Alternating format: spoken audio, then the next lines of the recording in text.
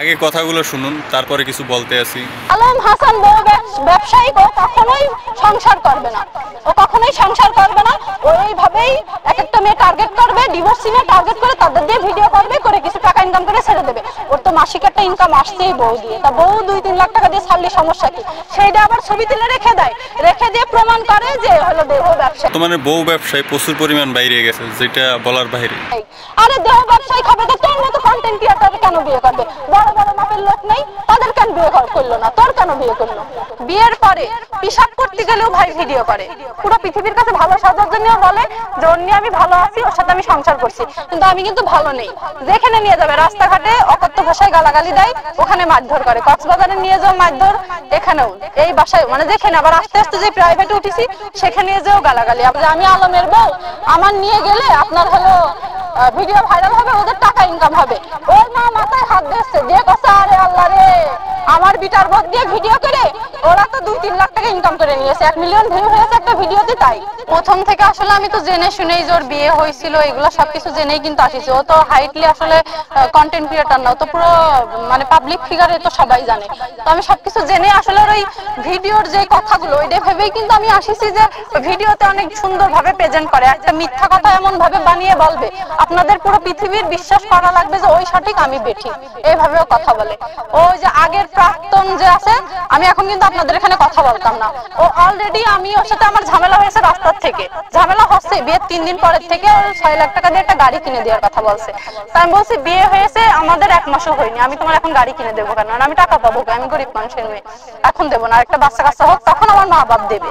তো তারপর থেকে ওর মা, তারপরে ওদের সবার একটাই কথা, আমার জিনিসপাতি সব নিয়ে আসো, গহনাগাটি সব ওর নিয়ে এসে দাও, না হলে আমার নিয়ে সংসার করবে না। মানে বাজার ব্যবহার করছে, মারধর শুরু 3 দিন পরেতেই। কিন্তু যে ওই সাংবাদিক প্রেস মিটিং টিটিং আসে তখন ওর মনে হয়ে যায় যে আমার বউ ভালো ফেরেশতা, এমনি আমি সংসার করব, মানে সিম্প্যাথি আদায় করার জন্য, পুরো পৃথিবীর কাছে ভালো সাজার জন্য বলে যে ওর নিয়ে আমি ভালো আছি, ওর সাথে আমি সংসার করছি, কিন্তু আমি কিন্তু ভালো নেই। এই দেখেন আমার গলায় দাগ দেখা যাচ্ছে, দেখা যায় গলায় দাগ, কক্সবাজারে নিয়ে যে আমার মেরেছে, কিন্তু বলছে আমি ওর মারিছি। এই যে হাতে দাগ দেখা যাচ্ছে, দেখেন আরো অনেক দাগই আছে, আসলে এগুলো আমি দেখাতে পারবো না। এগুলো আমি মানে আপনারা পুরুষ আর পুরো বাংলাদেশে যেহেতু এই ভিডিও দেখবো, আমি এগুলো দেখাতে পারবো না। তো ও মনে করেন যে প্রথম থেকে শুধু গাড়ি আর ওই টাকা পয়সার জন্য আমার বিয়ে করছিল, এটা তো আমি আর জানি না। আমার বিয়ের আগে আমার অনেকেই বলেছে যে তুমি ওর বিয়ে করো না, ও কিন্তু লোভী, তুমি ওকে বিয়ে করো না। তো আমি বলছি যে না, ওর ব্যবহার আসার তো ভালো, মানে ভিডিওতে দেখছি অনেক ভালো, তো আসলে যে দেখি বিয়ের আগে তো আমার সাথে ভালো ব্যবহারই করেছে, মার্কেটে নিয়ে গেছে, সবকিছুই ঠিকঠাক। বিয়ের পরে পিশাব করতে গেলেও ভাই ভিডিও করে, পিশাব করতে গেলেও ভিডিও করে। আর সবচেয়ে মানে প্রথম আর শেষ কথা আমাদের ঝামেলাই হলো যে গাড়ি কিনে দাও আর টাকা নিয়ে আসো, তোমার বাড়ি যে গহনাগাটি আছে তোমার ভাই তোমার মারা সব খেয়ে নেবে, তুমি ওইগুলো নিয়ে আসো। বিয়ের পরে মেয়ের বাড়ি হলো তার স্বামীর বাড়ি, ওইগুলো নিয়ে আসো। আমি বলছি না, আমার 15-20 দিন বিয়ে হতে পারিনি, আমি এখনই কেন নিয়ে আসবো? বাসা তুমি আমার দিলে আমি একটা ব্যবসা বাণিজ্য করতে পারবো, এগুলো বলে। তো আমি বলছি যে না, আমি এত তাড়াতাড়ি দেবো না। তো এই কারণে আসলে ঝামেলা, মারধর করছে।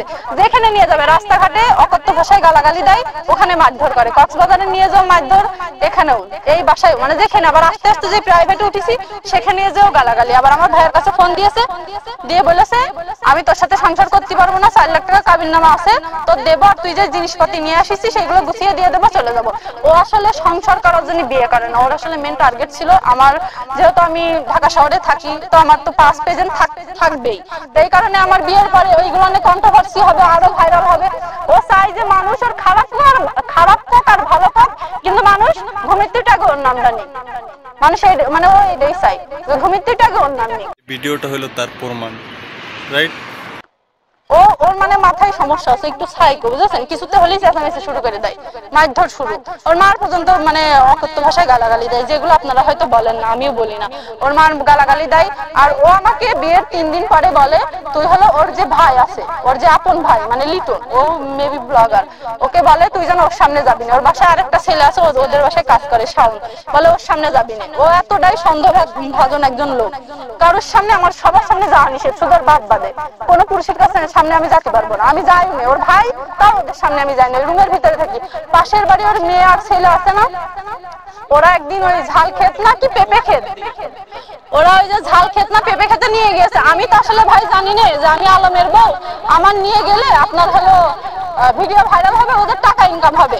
ওর মা মাথায় হাত দিচ্ছে, দিয়ে কাছে আরে আল্লাহ রে, আমার বিটার বক দিয়ে ভিডিও করে ওরা তো 2-3 লাখ টাকা ইনকাম করে নিয়েছে, 1 মিলিয়ন ভিউ হয়েছে একটা ভিডিওতে। তাই তো ভালো লাগলে অবশ্যই শেয়ার করে দেবেন এবং অন্যকে দেখার সুযোগ করে দেবেন।